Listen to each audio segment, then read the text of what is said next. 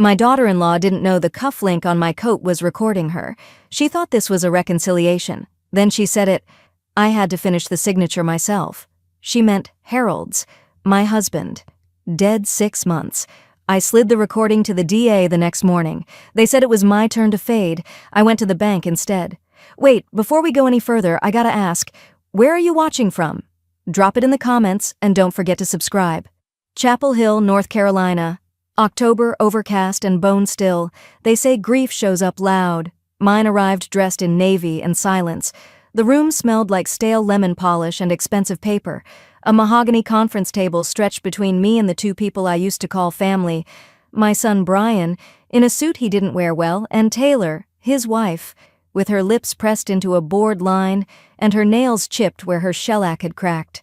I sat at the head of the table, where Harold would have been.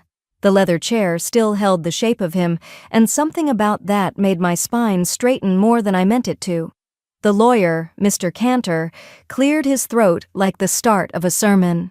Per the wishes of the deceased, this is the formal reading of the last will and testament of Harold Ellis Baxter.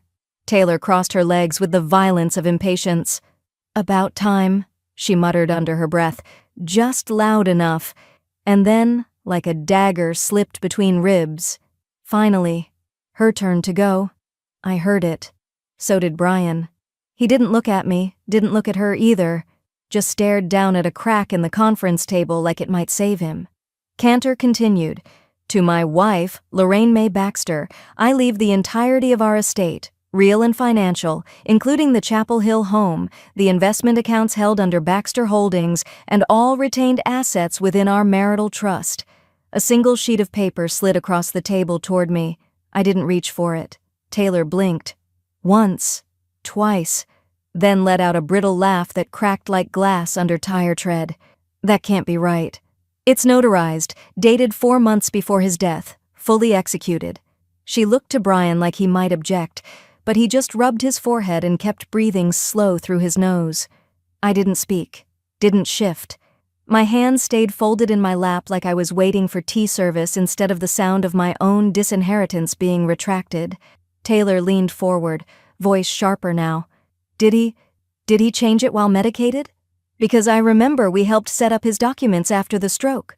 No, I said softly. You set up copies. He kept the originals. With me. Mr. Cantor cleared his throat again, more awkward this time. Mr. Baxter was clear in his instructions, and there is no challenge clause. Any attempt to contest results in a complete forfeiture of any potential residual assets. Taylor's jaw tensed. Her eye twitched once. Then she leaned back like a woman choking on her own perfume. Harold's voice echoed in my mind, gravel and certainty from one of the last lucid nights. Don't trust them with your name, Lori. Your name is the only thing they can't rewrite. I sat there a moment longer, watching my son avoid me, watching his wife boil. Then I stood. No dramatic flourish, no speech, just the quiet scrape of my chair against the floor. Taylor opened her mouth, maybe to plead, maybe to spit, but I was already walking. Through the oak doors, down the polished hall, each step felt like a stamp, a refusal, a verdict. Outside, the sky hung low and gray, like it couldn't make up its mind about rain. My car was cold when I got in. I didn't start it, not yet. Instead, I pulled out the envelope Harold had left me, old, yellowed and sealed with a piece of Scotch tape so brittle it cracked when I peeled it back. Inside was a scrap of paper, an address, a date, a name I hadn't used since 1972, my maiden one, and in Harold's slanted, unsteady scrawl, "If they ever try to bury you, start digging where they can't reach." I looked back once through the windshield at the firm's glass doors. Taylor stood there, still stunned, still furious, still convinced I'd be going somewhere quiet. She was right, I was. Just not the place she imagined. Chapel Hill, North Carolina. Next morning, cold light and quiet resolve. The address was handwritten, slanted, and smudged, tucked inside an envelope older than my granddaughter. Weldon and Marlowe Private Depository, 200 South Elm Street, Suite 3B. Access under Lorraine M. Whitaker. I hadn't used that name in over 50 years. Seeing it again felt like reaching into a version of myself preserved in amber, one that wore red lipstick and drove a Chevy Nova and didn't yet know what cancer sounded like when a doctor cleared his throat before saying it. The building didn't look like much. Sandstone facade, no signage beyond the initials etched on frosted glass. It was tucked between a tailor and a defunct cigar shop, as if hiding had always been part of the contract. A woman with tight curls and a sharper smile buzzed me in. "Morning? You have an appointment?" I handed her the envelope. Her eyes flicked down and something in her posture shifted. Professional but respectful. Like she'd been told the person holding this envelope wasn't just another widow fumbling for paperwork. "Right this way, Ms. Whitaker." We walked down a paneled hallway to a vault door that looked more military than financial. She keyed in a 6-digit code, used 2 separate keys, and pressed her thumb to a glass square. The door hissed open like it had been waiting for decades. "Take your time," she said. "Everything's cataloged. No copies made." The room inside was barely 10 feet by 10, just a table, a chair, a single bulb overhead, and 3 brushed steel drawers built into the far wall. I opened the middle drawer. Inside, a burnished lockbox the size of a toolbox, marked in Harold's careful script, "Whitaker. Private control, do not delegate." My hands didn't shake. Not then, not yet. I turned the key. Inside were stacks of bearer bonds wrapped in wax-sealed paper, a slim binder with numbered offshore accounts, and a prepaid burner phone resting atop it all like a cherry on a poisonous sundae. And one folded note. "If they try to push you out, make sure you own what they stand on." There was no sentiment, no apology, just preparation. Harold had always believed protection wasn't love, it was strategy. I sat there for a long time, breathing through the feeling that I hadn't buried my husband, only the version of him that had belonged to other people. The burner phone powered on with a soft click. One contact saved. Billy. Under it, estate firewall. Use only if doors close. By the time I left the depository, my name was already shifting. On paper, in banks, across dormant accounts that hadn't stirred since the Bush administration. I drove straight to Mr. Cantor's office and walked past the receptionist like a woman who didn't need to ask permission to speak. He stood when I entered. "Lorraine, is everything okay?" "No," I said calmly, handing him the binder. "But it will be." He flipped through a few pages, his eyebrows lifted by the third. "I didn't know, Harold." "Neither did they." He closed it slowly. "What do you want me to do?" I looked him in the eye. "Cut them out. Every clause, every contingency. I want my name on everything that's mine. I want a lock on what they think they still own. And your trust?" I smiled thinly. "Airtight. No poison pills, no soft landings. Harold warned me, and I listened. I'll start right away." I left without coffee, without fanfare. Back home, I poured myself a drink I hadn't touched since the Reagan years and watched the old oak tree sway in the yard Harold planted when Brian was born. Then I did what I'd never been allowed to do. I started a file. A new one. Whitaker. Restoration. Inside it, scanned copies of every document, every password, and a one-line entry at the top. This time, legacy answers to me.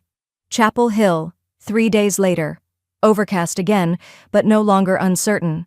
The house still smelled like Harold, leather-bound books, sweet pipe tobacco, even though he'd quit in 97. But something else lingered now, too. Something sharper. Trespass. It was a sound that did it. A drawer. Mine. Sliding open in the guest room I hadn't used since we hosted the deacon's daughter's wedding party. I stepped softly down the hall and stopped at the edge of the doorway. There she was, Taylor, crouched, rummaging through a shallow side drawer of the antique desk Harold had restored the summer before his second surgery.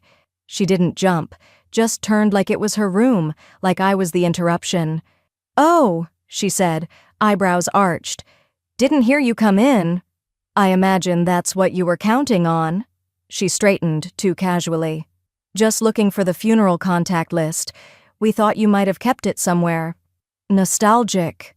Her hands weren't empty.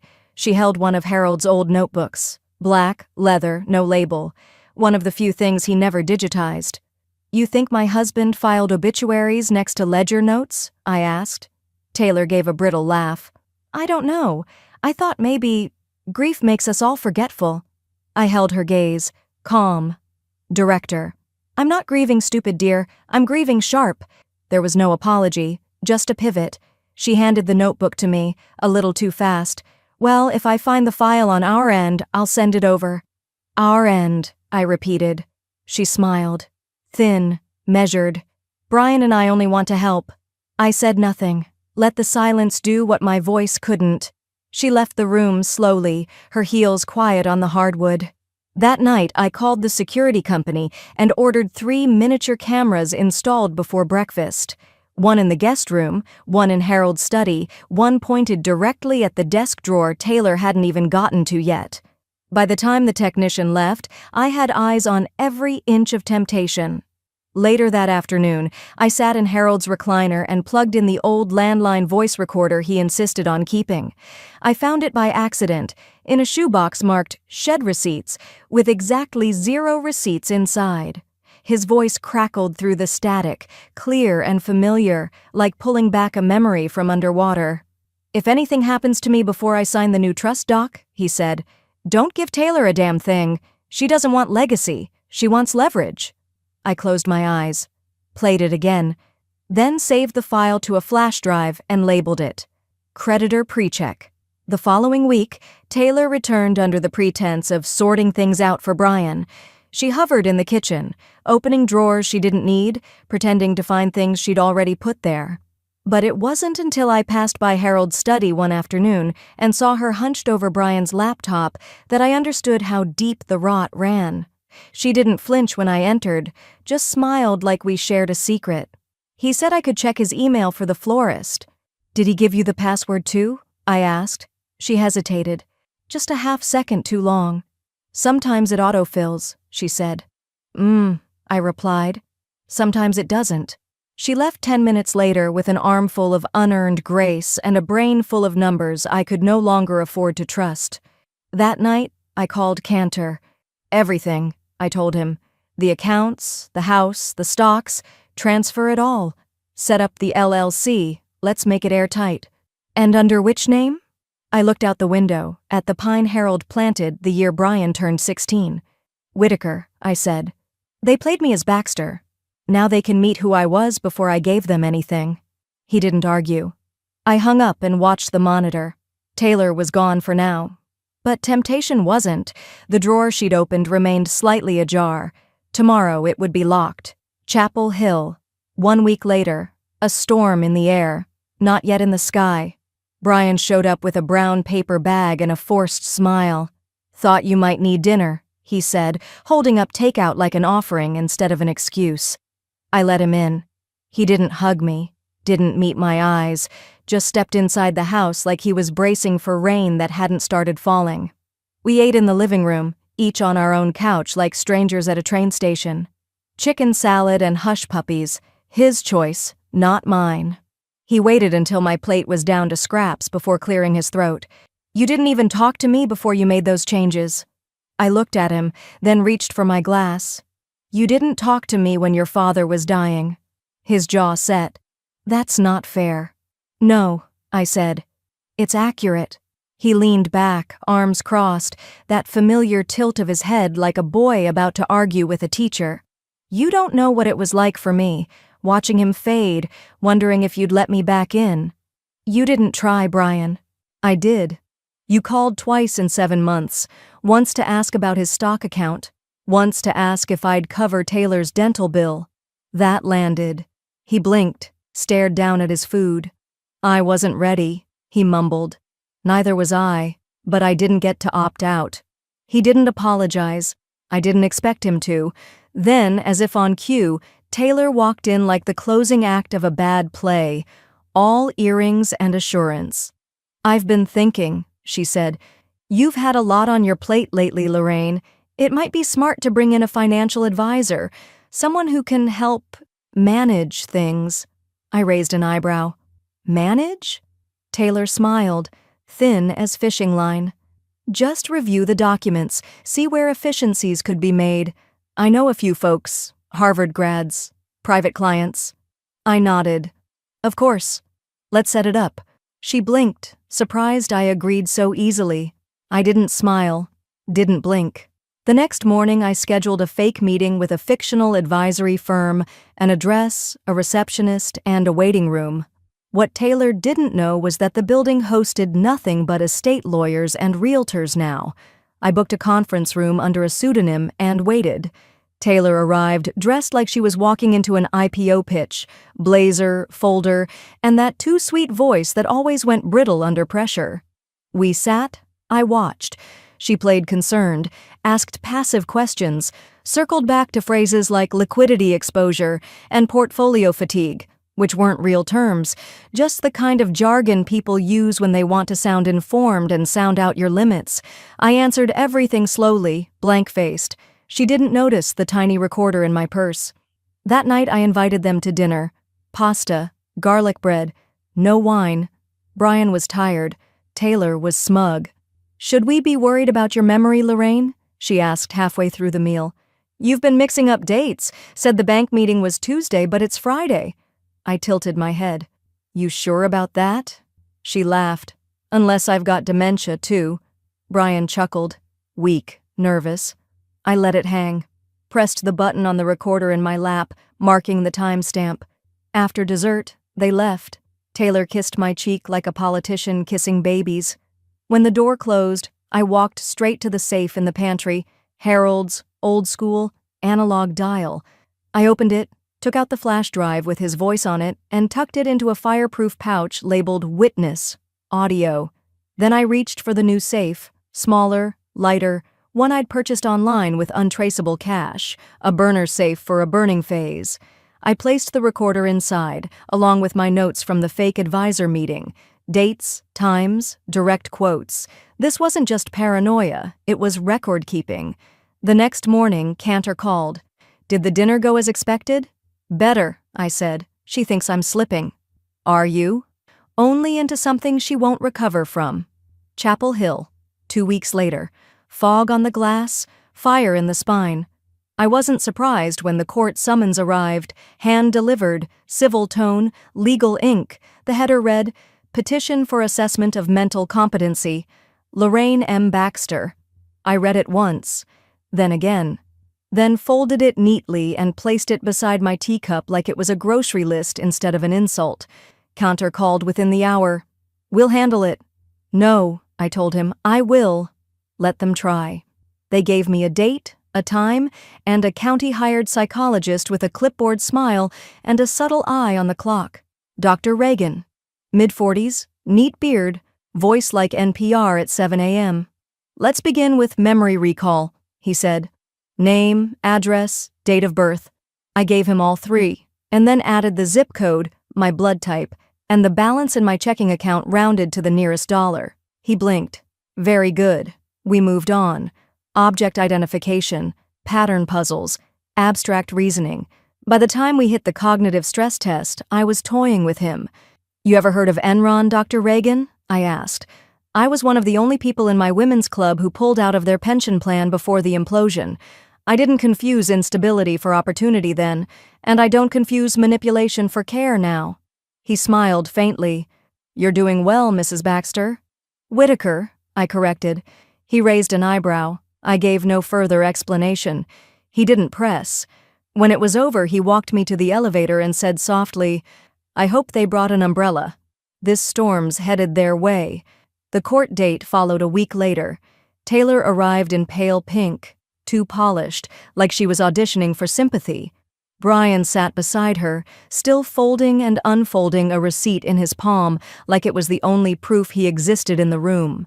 Taylor dabbed her eyes for effect before speaking. "This isn't about control. It's about care. We're worried she's not processing things properly. There have been inconsistencies, missed appointments, confusion." I didn't look at her. I looked at the judge. When it was my turn, I stood, reached into my purse, and placed 2 flash drives on the table. "This is footage of my daughter-in-law searching through my home without consent. This," I held up the second, "is audio of her mocking me over dinner, referring to fabricated memory issues." The judge nodded. Both will be admitted. Taylor stiffened. By the time Dr. Reagan's evaluation hit the record, the courtroom had shifted. The air no longer held doubt, it held curiosity. At the close of hearing, the judge's words rang like a gavel to bone. There is no indication of mental incompetence, nor any basis for concern.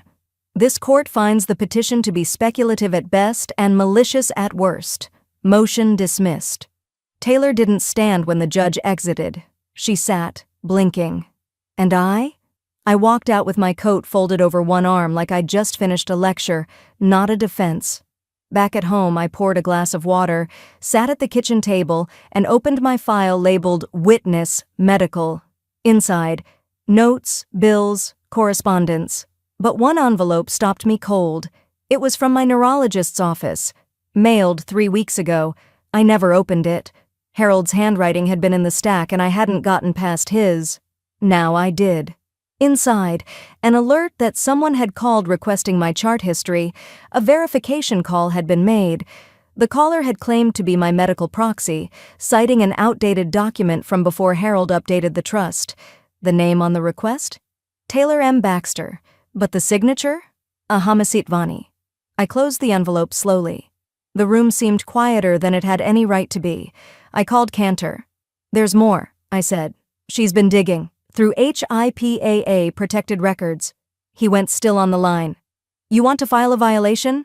"No," I said. "I want to file a strategy." A pause. Then, quietly, "They made the wrong enemy."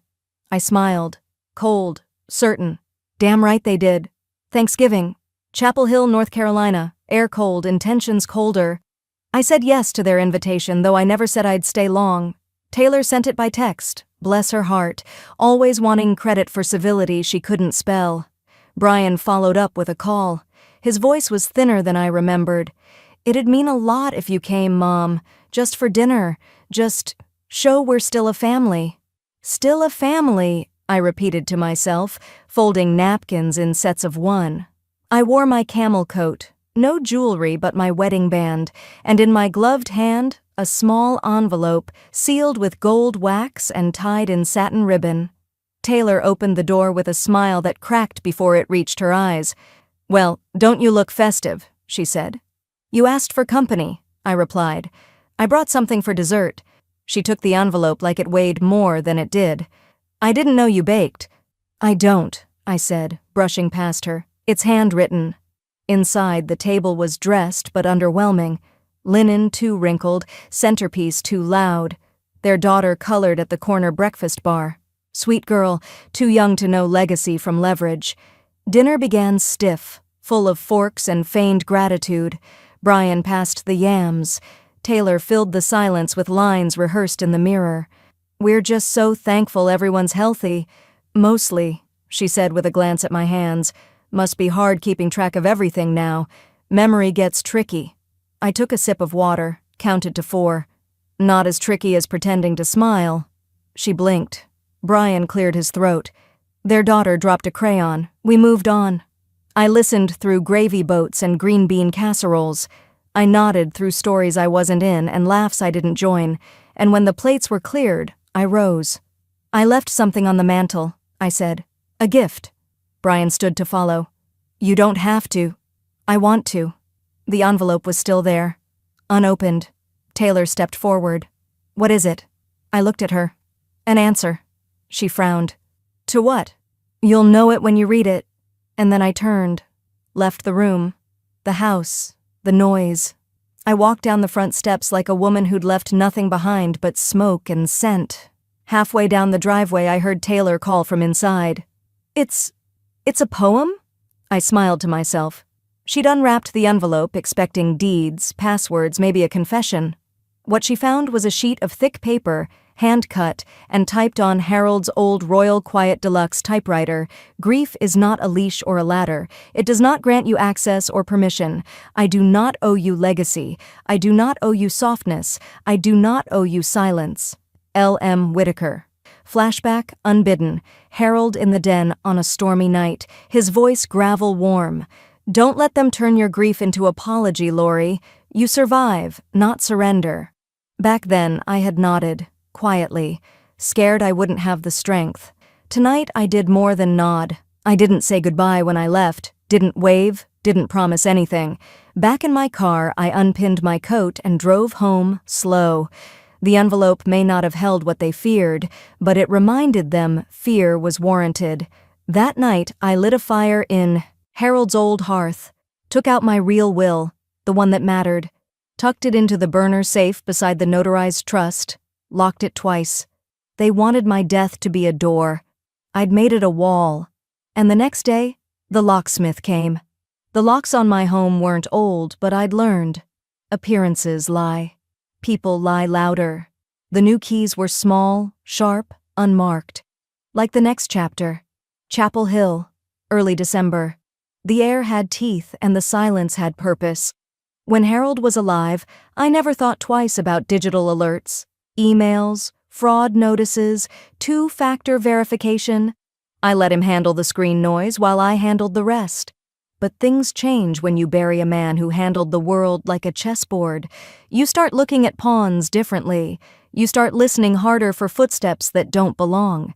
It was the second alert that told me something was off. A flagged login attempt on a trust account I had personally declared dormant just 3 weeks earlier, the kind of account that should have sat in hibernation like a locked vault with the lights off. The email came through encrypted, labeled urgent, activity detected. I didn't open it on my computer. I used the burner phone Harold had hidden like a lifeline in that vault under my maiden name. The bank's fraud detection line was efficient, polite, and suspiciously calm. "It appears," the woman said, her voice buttered with professionalism, "that someone attempted to authenticate using your full legal name and partial social security number. They answered 2 out of 3 challenge questions correctly." "Which ones?" She hesitated, then lowered her voice slightly. "Mother's maiden name and street of birth." I closed my eyes. Of course. Taylor had read enough of my personal history to guess those in a heartbeat. She was always the kind of woman who read between the lines not for comprehension, but for leverage. "Was it a voice call or online?" "Voice. From a mobile line. Claimed to be confirming documents. Said she was calling from your estate's CPA office." "And you flagged it?" "Yes, ma'am." The third security answer was incorrect, and the voice print didn't match prior voice records. I thanked her, hung up, and went straight to my closet. I didn't bother with a coat. I wanted the staff at the bank to see me, to feel me. There's something about an older woman walking into a financial institution unannounced, wearing a black turtleneck and no makeup, that rattles people more than it should. I didn't smile at the receptionist. I handed her my ID and the account verification binder Harold had left me. Her eyes widened. "Mrs. Baxter..." "Whitaker," I corrected. "Yes, Ms. Whitaker, we weren't expecting you in person." I wasn't expecting someone to impersonate me either. "Let's talk to the manager." Within minutes, I was in a quiet conference room with 2 assistant VPs, a compliance officer, and more apologies than I had the patience to inventory. They confirmed what I already knew. The call had come from a number registered under Brian's name. Taylor's voice. Her game. "She said she was verifying the funding timeline for your end-of-year disbursements," one of them said, fidgeting with his tie. "She tried to route a soft withdrawal, one that wouldn't have flagged until settlement." "She's smarter than I gave her credit for," I said flatly, "and dumber than she thinks." I revoked all outside access, terminated the dormant trust, signed documents that explicitly voided any financial ties previously held under the Baxter family name. Then I asked the compliance officer for something else. "I want a new structure, legacy-directed, irrevocable, child-proof." He blinked. "Excuse me?" "A new trust," I clarified. "Not for Brian, not for his wife. For her? My great-granddaughter. She's 4, name's June. I want her future fireproof." That night, Brian came to the house. No appointment, no warning. Just showed up in the driveway like he still believed he had standing. He looked more tired than I'd ever seen him, older even, like the stress was carving him hollow from the inside out. He didn't sit when I opened the door, just stood in the cold, shoulders slumped. "She's just a baby, Mom," he said. "You're punishing the baby." "No," I said, steady as winter fog. "I'm protecting her from the people who'd sell her future for a down payment." She doesn't even know what a trust is. She will, when she's old enough to inherit everything with her own name, untainted by yours." His mouth opened, closed, and opened again. "We're still your family." I stepped outside and closed the door behind me. The porch light made the frost on the railing glow faintly. "Then act like it," I said. "Raise her with your own name, not mine. You had your chance." He left without another word. Inside, I sat down at the kitchen table. The documents were spread out in a manila folder, fresh ink, barely dry. I signed the final line with a pen Harold once gave me on our 32nd anniversary. On the top, it read, "June Marie Whitaker Legacy Trust." The final line on the page was mine, the last thing they'd ever take for granted, and as I placed the pen down, I felt something settle in my chest. Not peace, not yet, but certainty. They could chase the old name all they wanted. I had already built a future without it. Chapel Hill, mid-December, cold outside but not in the courtroom. I wore a navy suit, not black, not mourning, not soft. Navy, sharp as ink and twice as permanent. Harold always said a color like that didn't beg. It declared. The courthouse smelled like dry heat and anxiety. Fluorescent lights buzzed overhead like insects that couldn't die. I walked through the double doors without flinching, my heels clicking steady against tile. Across the aisle, Taylor sat at the petitioner's table in a dove-gray blazer, her makeup powdered thick over skin that hadn't known consequence in years. Brian was beside her, pale and still folding receipts like they were prayer slips. I didn't look at them. I took my seat. The judge entered, early 40s, black robe pressed, eyes like steel. He glanced through the file, nodded once, and opened with efficiency. "This hearing concerns the abuse petition filed by Ms. Taylor Baxter against Ms. Lorraine Whitaker, formerly Baxter. We will hear testimony from both sides." Taylor was first. She stood and delivered her performance like she was auditioning for a midday network drama. Her voice trembled in just the right places. She said I'd become erratic, paranoid, that I'd refused basic care and lashed out without cause, that I was hoarding finances meant to support the entire family, that she had emotional concerns for the child's exposure to such volatility. I kept my face still. When it was my turn, I stood. I did not raise my voice. I didn't argue. I didn't need to.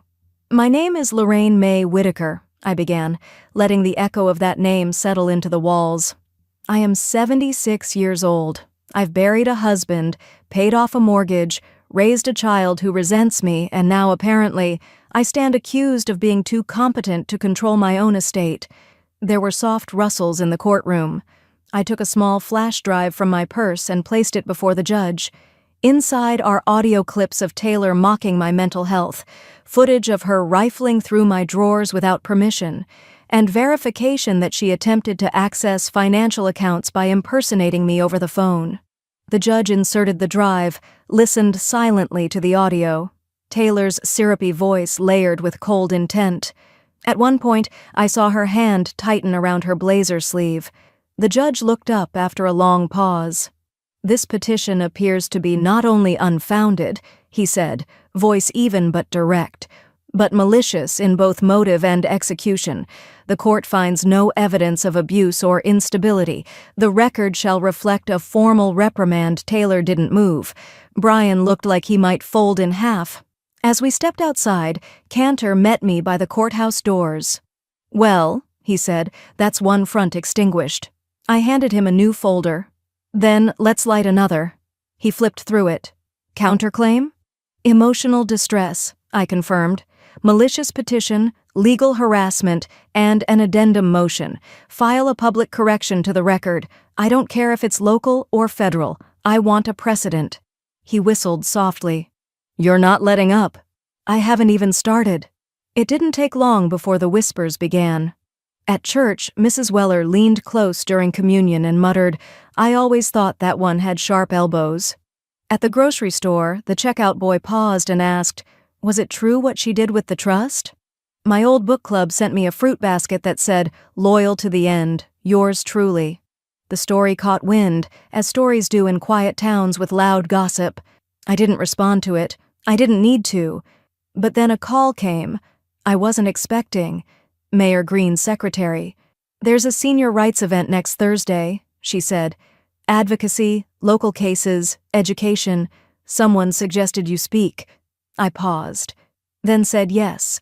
The hall was modest but full, some younger faces, mostly gray hair and good hats. I stood at the podium, hands resting lightly on its edge. "I am not disposable," I said, steady and unafraid. "And neither are any of you. Your names, your years, your wisdom, they are not collateral, they are legacy. And legacy is not something to be negotiated. It is something to be protected." Applause rose like something old trying to wake. Afterward, as I packed my notes, a woman approached. Older than me. Strong posture. She wore a quilted coat and held a USB drive wrapped in a paper napkin. "You don't remember me," she said. "But I worked at your bank. Years ago. I think you'll want this. Let's just say, not all records were deleted." "What is it?" I asked. She pressed it into my palm. "Let's call it clarity." I nodded. "And your name?" "Doesn't matter," she said. And slipped into the crowd. At home I placed the drive on my desk. I didn't open it yet, not because I was afraid of what it might hold, but because I already knew. It wasn't the end of something. It was a door, and someone had just unlocked it. Chapel Hill, 4 days later. The quiet had weight now, like something bracing to break. I sat alone in my study with the USB drive balanced in my palm, the paper napkin it came wrapped in still folded beside it. It smelled faintly of lavender hand soap. Bank soap, I realized. Sterile. Institutional. I thought of the woman who gave it to me, how her eyes didn't flinch when she said not all records were deleted. When I finally plugged it in, the folder opened with a soft click. No label, just a time-stamped video file. 3-14_HB_RM12_cam4.move. I clicked play. It was Harold. The footage was grainy, shot from a fixed security camera in the corner of what I quickly recognized as his hospital room. The walls were bare except for one crooked painting. He was sitting up, frail but alert, lips chapped, eyes tracking every movement with that guarded sharpness I knew so well. Taylor entered the frame, smiling, carrying a canvas tote. She sat beside him too close. Her body blocked the view of the side table for a moment. When she moved, I saw her swap something, 2 amber prescription bottles nearly identical. The footage had no sound, but I didn't need sound to see it. The gesture was fluid, practiced. Harold stiffened, said something. His mouth moved slow, deliberate. Then he reached for the call button. She grabbed his wrist. That's when I stopped the video. I pressed pause, then rewind, then watched again, this time frame by frame. Her fingers clenched. His face tightened. Her mouth formed a word I couldn't lip read but could feel. Threat. I didn't cry. Not yet. Instead, I called someone Harold used to trust, a retired investigator who now worked privately. His name was Alan Pierce. He picked up on the 3rd ring. "Lorraine," he said, voice like split wood. "Been a while. I need you to see something," I said. "And I need you to tell me if intent can be proven by substitution." An hour later, he was sitting in my study, watching the same video on my screen. "This," he said slowly, "is more than intent. This is premeditated manipulation of a terminal patient's meds. Can we connect it to endangerment?" He didn't hesitate. "And maybe more. If that swap led to deterioration or worse, there's legal ground for a criminal case, but we'll need more than this clip."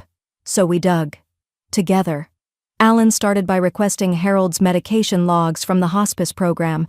I went upstairs and pulled out every hospital bill, note, prescription reminder Harold had ever scribbled into that green notebook of his, the one Taylor once claimed was too old-fashioned to be helpful. We cross-checked everything. Dates, dosages, signatures, and one thing became clear. In the last 12 days of Harold's life, his pain meds had doubled, then halved, then tripled again, without explanation. His official file cited patient agitation as the reason. But I knew Harold. Agitation wasn't his language. Defiance was.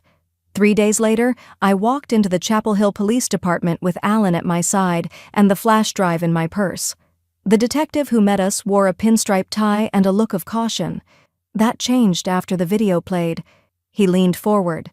"This is enough to open a formal investigation into neglect and medical coercion. Do you want to press forward?" "Yes," I said. "I want this to go to the district attorney." "And the family?" "They stopped being that a long time ago." That night, I returned home to the quiet hum of Harold's old grandfather clock and the soft crack of pine logs in the fireplace. I was about to shut down my laptop when I noticed a yellowing envelope peeking out from behind the bookshelf. It was addressed to me. "Lori. Open only if you doubt her." Inside were 3 pages handwritten, his script, jagged but strong. "If she ever tries to smile through grief too quickly, check the books. If she asks questions with answers she already knows, check the drawer. Her ambition was never about money. It was about control." I placed the letter beside the video file. My hands didn't shake. The next morning, I handed both to the DA's office, and for the first time since Harold's funeral, I felt the air shift. Not closure, but momentum. Chapel Hill, late December. The sun sharp, but the air colder than it had any right to be. The police station didn't look like justice. It looked like linoleum and vending machines and old coffee smell. I had been there before. Parking tickets, permit renewals, harmless things. But today I was escorted past the public counters, down a gray hallway to a room with no windows and 2 empty chairs waiting under fluorescent lights. Alan walked beside me, calm and professional. The detective, Sims, was waiting. He didn't shake my hand. He didn't smile either. He just gestured toward the chair. "You understand this is just a deposition," he said. I nodded. Understood. They started with simple questions. Date of Harold's passing. Who was present during his final days? Who had access to his medications? "Mostly hospice," I said. "My son and his wife were in and out. More her than him." "And did you observe any strange behavior?" I looked at him. "I sent you a video. You tell me." He didn't argue, just kept taking notes. Then he pushed a printed email across the table. It was a bank alert, the same one I had flagged weeks ago. "Were you aware your daughter-in-law attempted to access dormant accounts under your name?" "I was," I replied. "I revoked her access within the hour. I also created a new trust. None of it carries the Baxter name anymore." Sims raised an eyebrow. "What name does it carry?" "Whitaker," I said. "Always did when it mattered." An hour later, I was done. I stood, offered my thanks, and left without looking back. But Alan stayed. Taylor was next. They kept us separate, though I didn't ask to watch. I didn't need to see the performance to know the lines. "She'll say I'm confused," I told Sims as I passed him in the hall. "She always does when I'm correct." By the time Taylor was called in, her lawyer had joined her, some thin-lipped man in a tailored suit who looked more like an accountant than an advocate. Inside the room, Taylor gave her version of events, claimed she was trying to help Harold stay comfortable, that the medication bottles were simply misplaced by the hospice nurse, that the video was out of context, that Lorraine had always struggled with stress and projection. Sims didn't smile. He just let her speak. An hour later, she walked out pale and tight-jawed, avoiding every glance. I didn't look at her. I didn't need to. Back at my house, Cantor was waiting with fresh printouts spread across my dining table. "The DA's building a case," he said. "Neglect, attempted coercion, fraud, financial misconduct. They'll move soon." "And Brian?" I asked. "Named as a passive participant. Might be charged as accessory. Depends how much he knew." "And Taylor?" He paused, then smiled. Something thin and satisfied. "Here's the part I didn't expect." He slid a sheet of paper across the table. "A marriage license search." "There is no record," he said. "They never filed the certificate. They had a ceremony, yes, photos, guests, the whole thing. But the paperwork was never processed. Taylor Baxter doesn't legally exist." I blinked. "You're telling me they're not married?"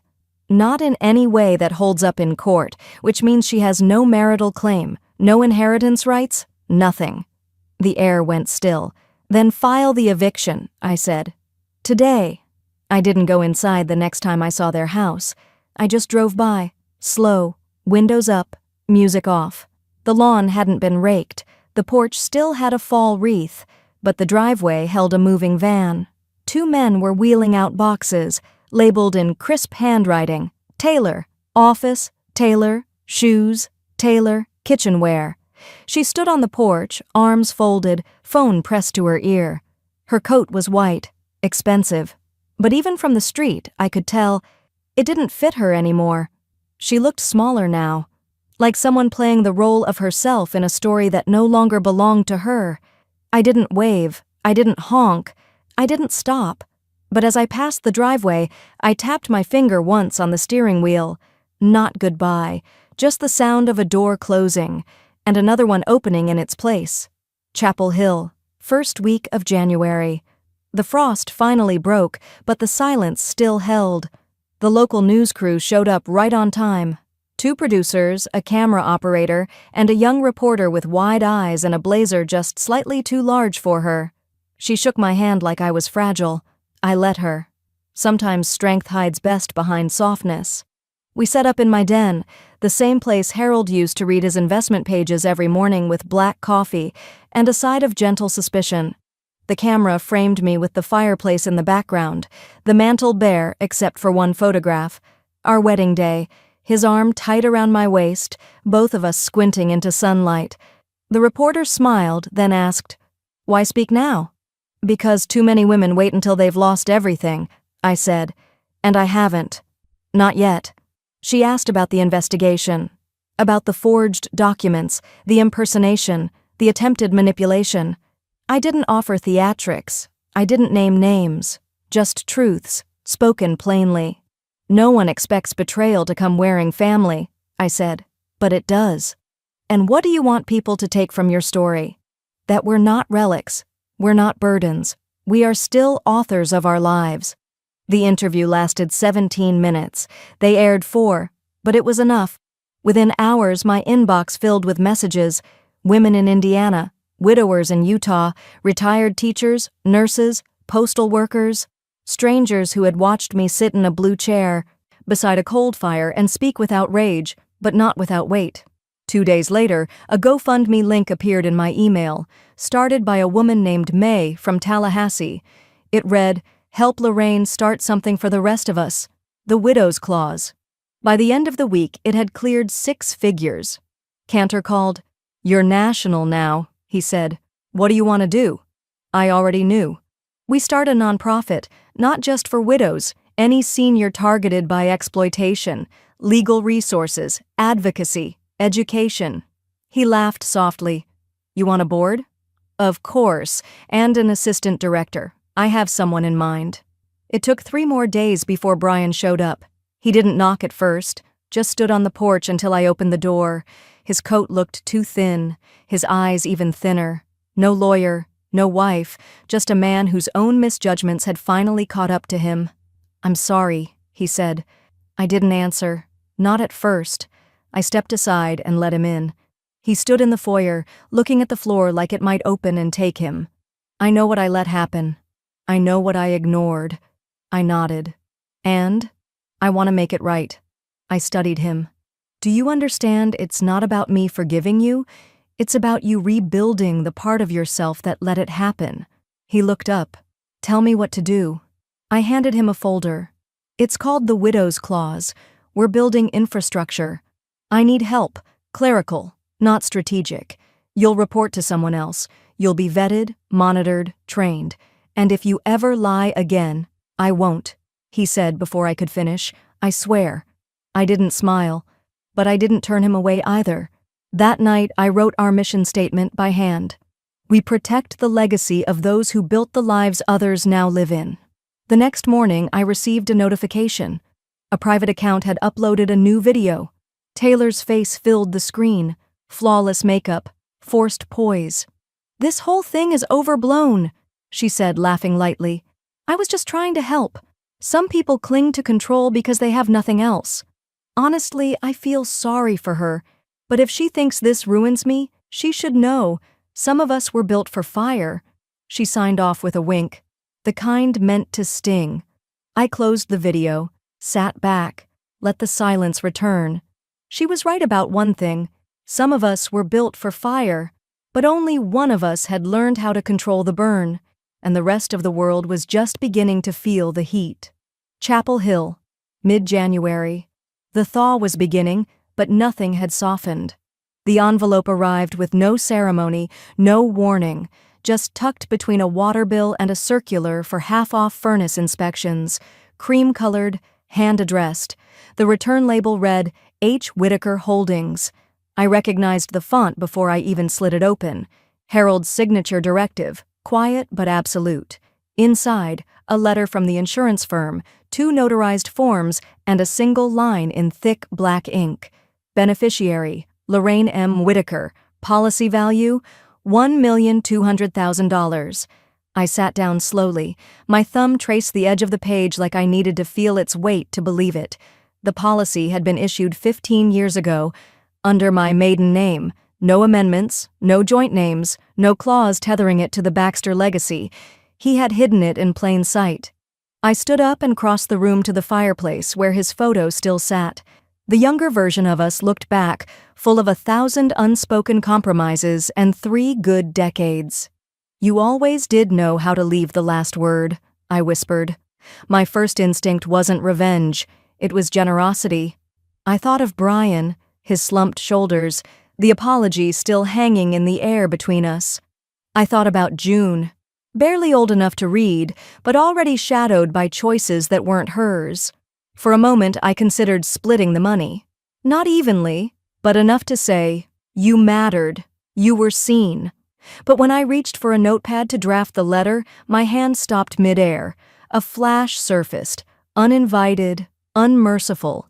Taylor, sitting beside Harold's hospital bed, smile too sweet. The swap of the prescription bottles, his call button silenced. Brian not in the room, not in the building, maybe not even in the equation. He'd always called himself overwhelmed, but sometimes absence is a choice, and sometimes silence is complicity in formal wear. I capped the pen, folded the note in half. Instead, I made 2 phone calls. The first to Cantor. I want to establish a trust, I said, scholarship-based, for caregivers, nurses, aides, hospice workers, the ones who show up, the ones who stay. Name? The Harold Whitaker Integrity Fund. The second call was to a realtor upstate. I bought a small lake house, nothing grand, 2 bedrooms, a fireplace. Enough solitude to hear your own thoughts, but close enough to town that you could borrow sugar from a neighbor without apology. The porch overlooked the water, and the trees out back were tall enough to forget the shape of your past. I moved in slowly, box by box. No rush. The bedroom walls were painted slate blue, the kind Harold used to call thinking colors. That's where I started the memoir. It began as a list, dates, warnings I missed, the sound of my name when used as currency. But then it turned into chapters. The first was titled, What They Didn't Count On. I wrote every morning for a week, then every evening, then when it rained. The house made quiet noises at night, wood shifting under the weight of memory, but I didn't mind. On the 12th day, I wrote the closing lines of my preface, not for publication, not yet, but for permanence. They will call you bitter. They will say you clung too long, gripped too hard, punished too deeply. Let them. Bitterness is just what survival tastes like when you stop sweetening it for the comfort of those who betrayed you. I closed the laptop, stared out the window. Across the lake, a single light blinked on in a cabin I didn't recognize. Someone else home. Someone else trying to find quiet in a world that demands noise. I poured myself a drink, nothing heavy, just enough to honor the silence that follows truth. Outside, the wind moved through the trees like breath. Inside, I wrote one last line in longhand, across a fresh page. Let them call me bitter. I call myself awake. Chapel Hill, late January. The sky held a kind of brittle brightness that didn't warm anything it touched. Taylor had asked for the meeting herself, a rare move. The message came through Brian, timid, rehearsed. She wants to talk, just you and her.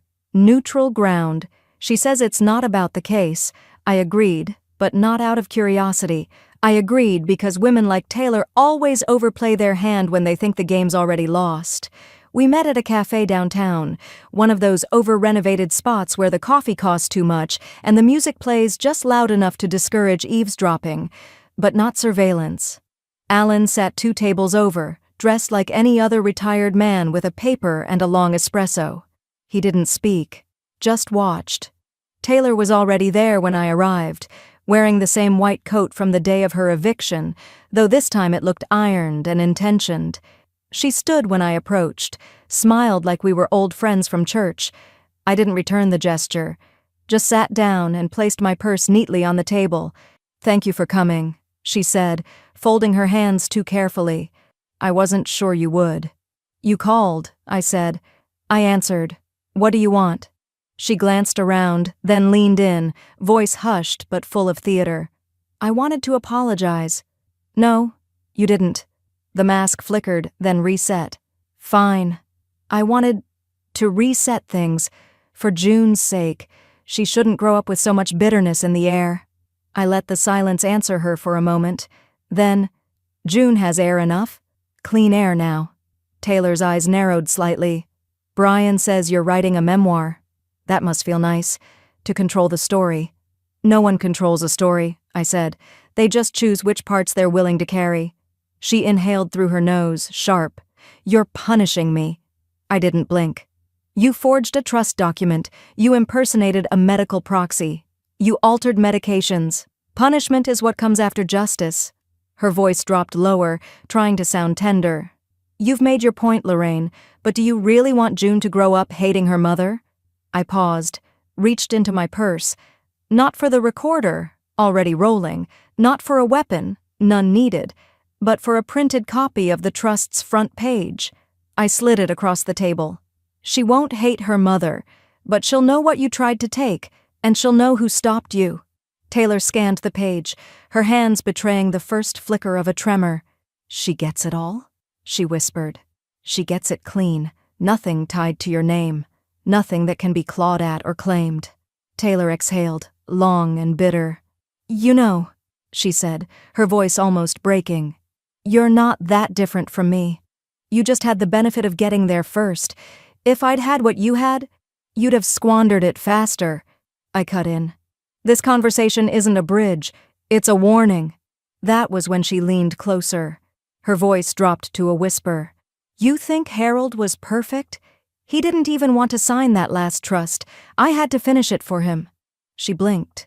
"I didn't." "What did you say?" She froze, then tried to recover. "I mean, he almost signed. It was basically done. I just finalized it." I kept my face blank, let the moment breathe, then glanced briefly down at the small black brooch on my coat, Harold's old cufflink, hollowed and fitted with a micro-recorder Alan had rigged the week before. I stood. "Thank you for your time." "Wait." She reached for my sleeve. "Lorraine." But I was already walking. Outside, Alan joined me at the corner. "Got it," he said. "Clear as glass." She said it. She did. Back at the DA's office, I handed over the audio. They didn't ask for commentary. The words spoke for themselves. For Jerry, felony, indictment. That night, I stood by my window with the lights off and watched the dark settle over the water. Somewhere in the distance, a siren passed, faint but rising. Not a storm, not this time, just justice on the move. Chapel Hill, early February. The sky had thawed, but the ground still held secrets beneath it. I sold the house on Sycamore Lane without an open house, without flyers, without fuss. 1 private listing, 2 cash offers. No sentimental phone calls, no bidding wars, no delays. The buyer was a young couple from Durham, expecting their first child.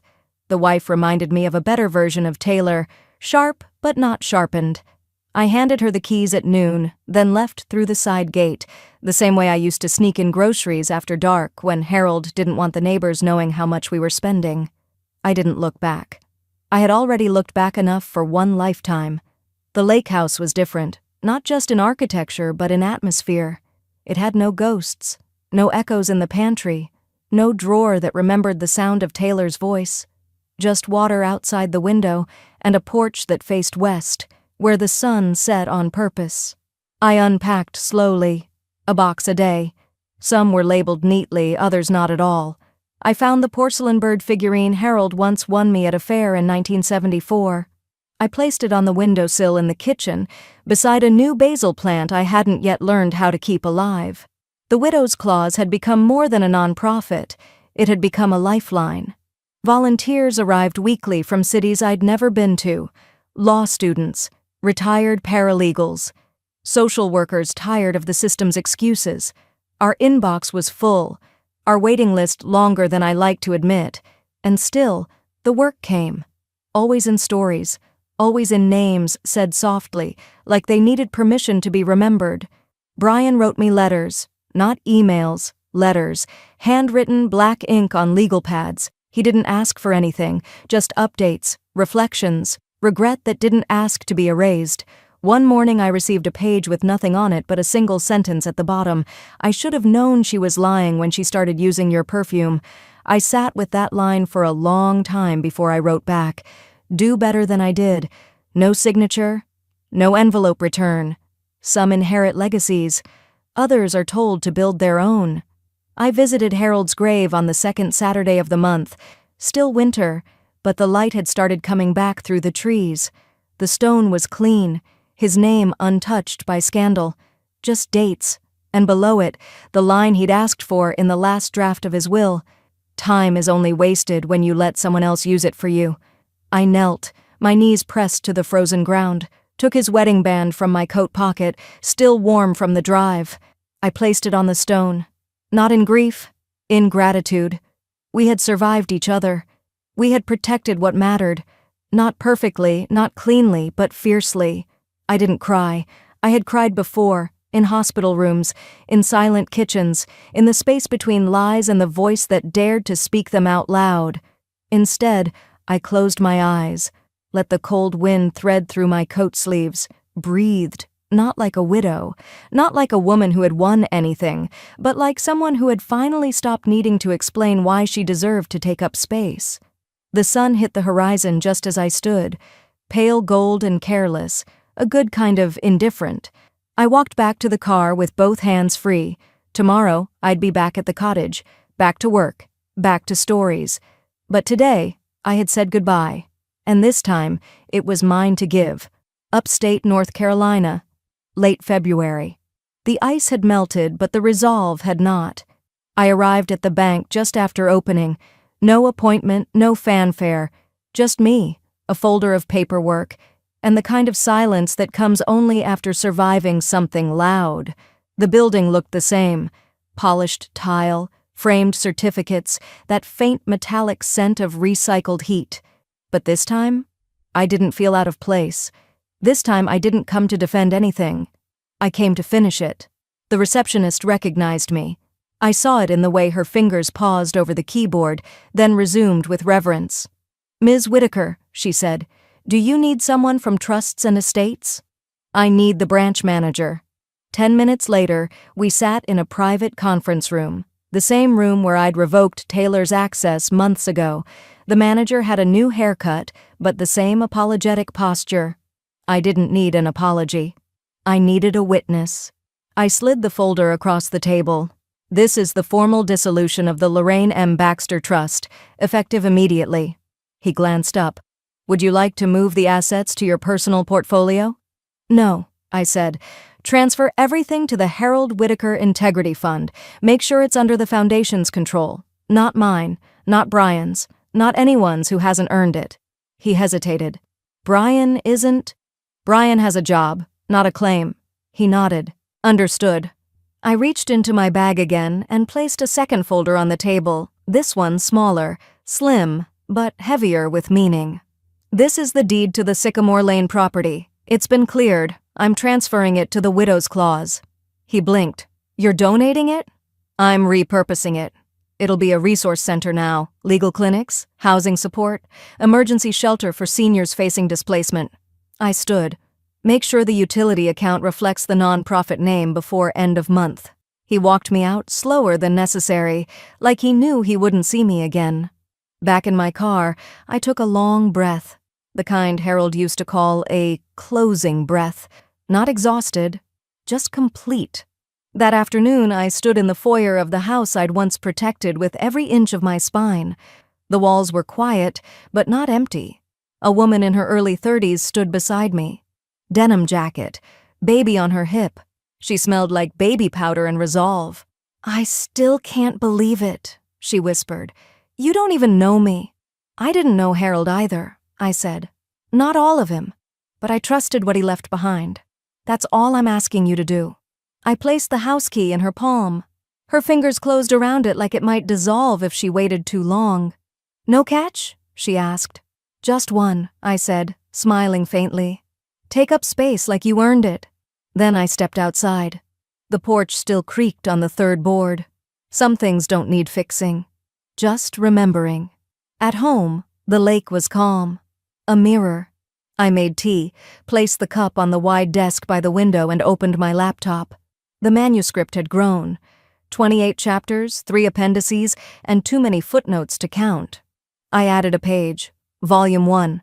Typed it, then bolded it. The cursor blinked underneath. Waiting. I didn't rush it. Outside, dusk was folding the day into itself. Somewhere behind the trees, an owl called once. Low, steady. The wind replied in kind. I picked up the pen Harold had given me our last Christmas together. Heavy, steel-capped, designed for permanence. "They buried me in expectation," I wrote. "I climbed out with a pen." I paused, then added the line I'd been saving since the beginning. The line that deserved the final word. Her turn to go? I went to the bank. She never recovered, and I didn't look back.